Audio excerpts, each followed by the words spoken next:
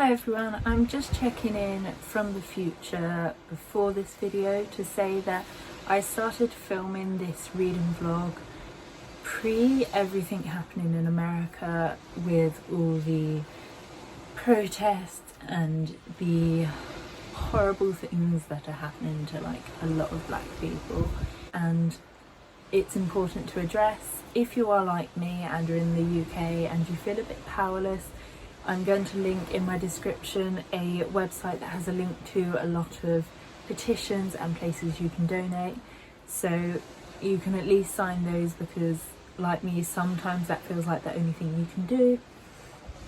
But yeah, I just wanted to address that before I start this video, because I will be continuing posting my content as usual and I don't want to seem insensitive by not mentioning it. I will probably mention this at the start of all my videos for a while, because like I said, I don't want to be seen as neglecting everyone's point of view. But yeah, it's a horrible place to be. Generally, it's a horrible world that these people have to live in, and so if the least I can do is sign a petition, I will try and do that.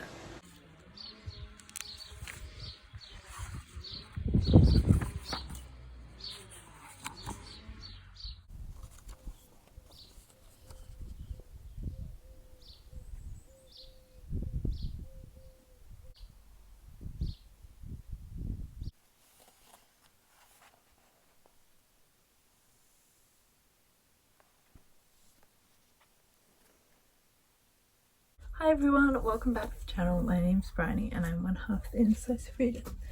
I am doing my hair as I talk to you because I'm about to go back up to the house. I've been down at the beach hut for a while, filming another video and also like doing a bit of painting for said video. But basically I just thought I'd check in to say I have started the Ballad of Songbirds and Snakes and I am hopefully doing a vlog on it. That's really tight. I am like 100 pages in. I think actually I'm exactly 100 pages in and it's quite interesting so far, but I wouldn't necessarily say a lot had happened.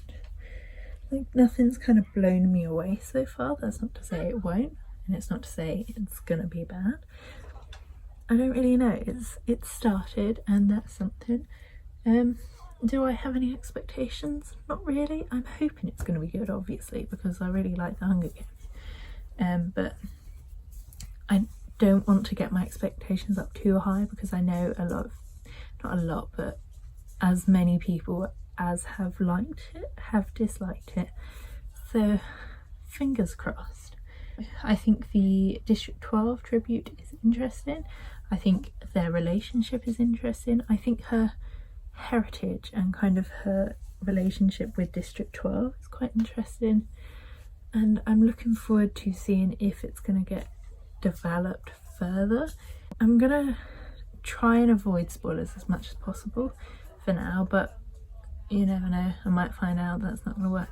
Something really dramatic did actually happen at the end of the chapter I just finished, so if it wasn't 12:30 at night I probably would have carried on reading, but it was 12:30 at night and I wanted to go to bed, so I didn't carry on reading. I am listening to it on the audiobook as I'm reading it, so I'm kind of getting through it quite quickly and it's kind of keeping me going. So yeah, hopefully I can get through it quite quickly. I kind of hoped I'd finish it in 2 or 3 days, but as we are on day 2 and I've only read 100 of 540 pages, it's not looking likely. But anyway, I will check back in with you if I have more thoughts.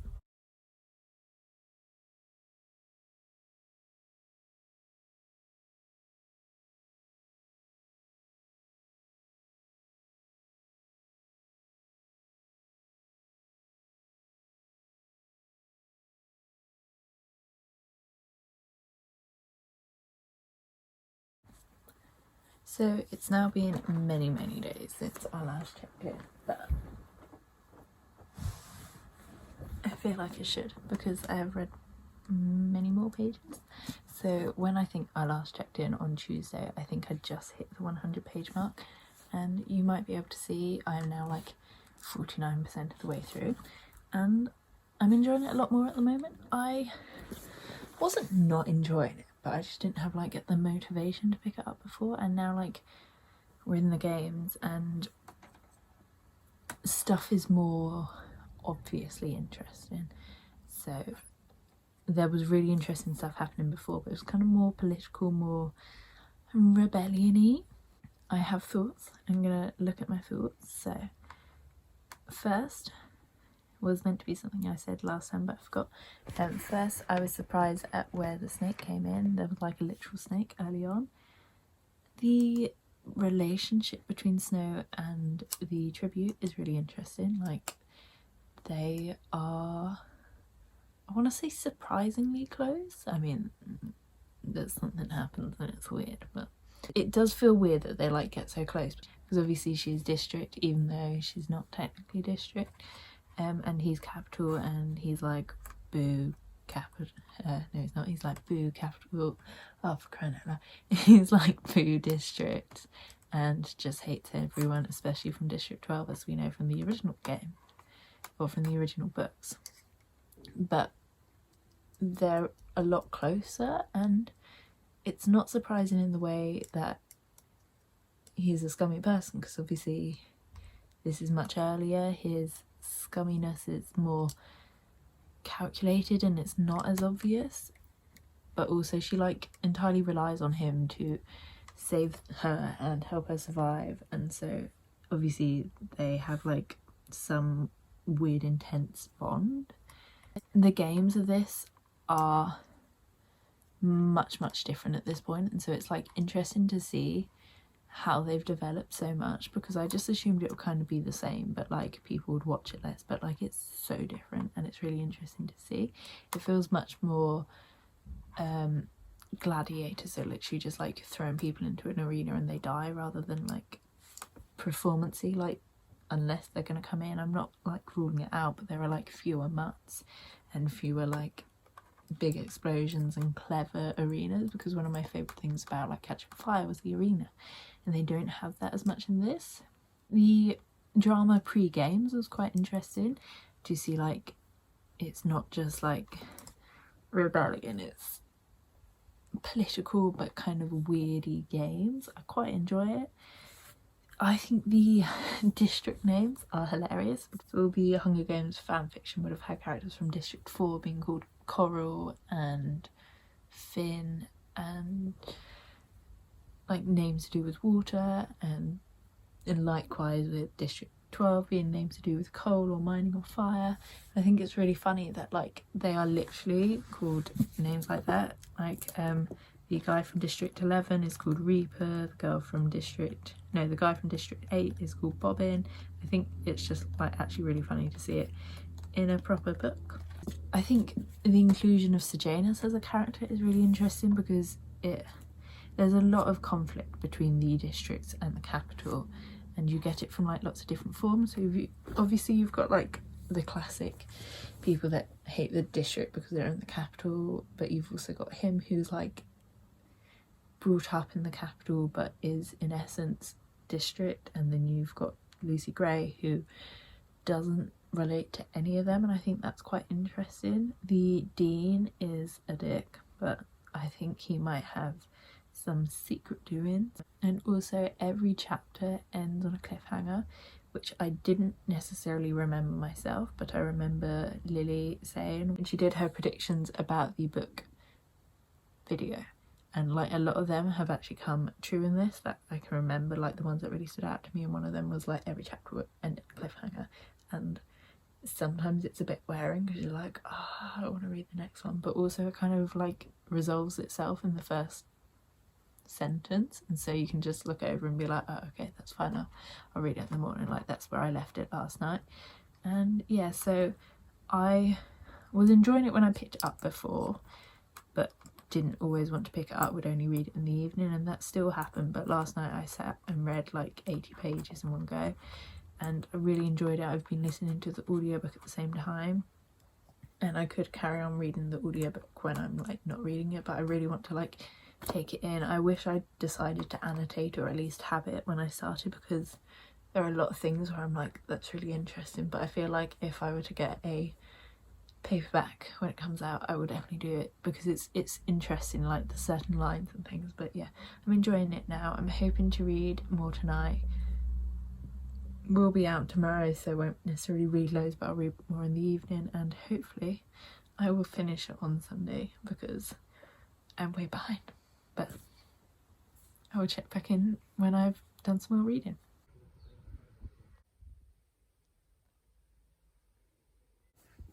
Just reached part 3.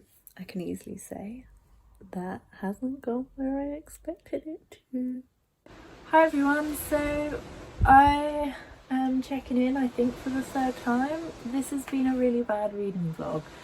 I have now finished The Ballad of Songbirds and Snakes by Suzanne Collins, and as a reading vlog it's been really bad because I have only checked in with you 3 times, but that's because I've been reading at like 12 o'clock. I'd read just before I went to bed, and therefore everyone else was asleep and I didn't want to check in. And then I finished the book, and then I had to think about what I thought about the book, and now it's a few days later and I've had a couple of days to think about it, and I can tell you what I thought. Hopefully you can hear me. I may be refilming this if you can't hear me because I'm down at the beach again, but it is windy, so I am shaded from the wind, but sound travels up from the beach and the waves are very wavy. But anyway, I have finished The Ballad of Songbirds and Snakes. I rated it 3 stars. I was hesitant to put my rating up because I know a lot of people have either rated it 1 star or 4 stars, and I didn't feel that strongly towards it either way. I'm going to go through my thoughts from finishing it, but I'm also going to post 2 reviews of it. I'm going to post a spoiler-free review, a spoiler review, and I'm also probably going to post one on my blog and obviously Goodreads, so I will link all of those when they are done down below. But the last, I think I was on the last part before, I can't remember. I was really surprised at how early the games finished, because there's very little of the actual games, which isn't a surprise because the games in this are so much different to what they are in the Hunger Games we know. They're not this big spectacle, they're not amazing, they're kind of just happen. They're more like a glorified like death penalty rather than a game. And so that's interesting, and it was short. The last third is set in District 12, so it was interesting to see Snow there, but he kind of doesn't interact with District 12 a lot. He just kind of exists there, and you see a lot more of his character as being a bit scummy in this last third, because up until now he hasn't necessarily been sympathetic, but he hasn't necessarily been bad. He's a lot more sneaky in the third half. He's doing things that are kind of more to his gain. Obviously the whole of the first 2 bits where he's trying to help Lucy Gray survive are to his gain, because if he wins the Hunger Games he wins a prize and he'll get to university and things. But this is more about him doing what he thinks is right, and whether that's actually right or not. I'm going to take that off because it's like leaving marks on it, but whether or not that's actually right is questionable. He interacts obviously with Lucy Gray a lot more in a different setting, because up until now obviously he's been the one in power, and he still sort of is because he's a peacekeeper, but he's in her home so she knows what everything is. So that change in dynamic is interesting. It's also interesting to see her and see all the like songs she writes, like seeing the songs she writes and knowing they're gonna like come back like in the future books is really interesting, because she writes The Hanging Tree, she writes the Meadow song, you know, the one that she Katniss sings to Rue. And so at first I was like, wow, that's just really interesting seeing the origin of them, and then I was writing down my notes just now and I thought, oh, knowing that Snow knows and was vaguely in love with the girl who wrote the songs makes it more interesting that Katniss was then singing the songs, and it probably made it more harsh. Like, he probably felt like he was being stabbed in the back or something. I hated that they weren't sung, especially when I found out that the narrator was actually a singer, but I understand that they weren't. I didn't love it. My main word I've discovered writing my notes was it was interesting. All the stuff that happened was interesting.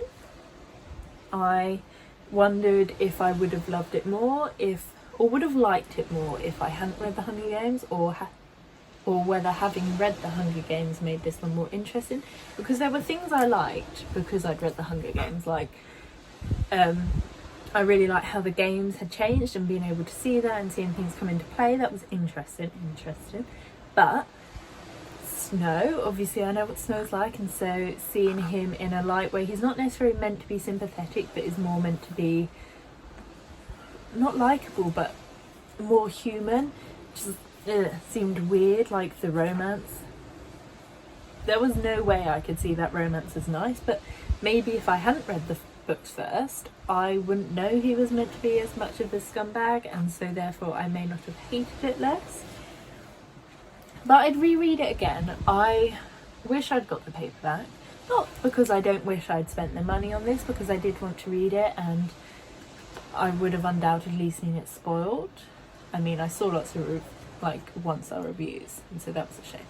But I would like to read it and annotate it, whether that's tab it or just colour it in, highlight it, because there were certain quotes that just seemed really kind of like reverse foreshadowing. Like Snow absolutely hated the Mockingjay, which I thought was hilarious, and also there were like certain lines like fire is catching, but not exactly that because that's from Catching Fire, but like ones to that effect. But anyway, yeah, I have a lot of feelings about it. None of them are particularly good or bad. It was just alright. There were some really good things and some less good things, and so yeah, I have rated it 3 stars. If you've read and enjoyed it, or read and hated it, come and like talk to me in the comments or message me on one of my social medias, which are all linked down below. Like I said earlier, please go and sign some of those Black Lives petitions and make a difference in the world.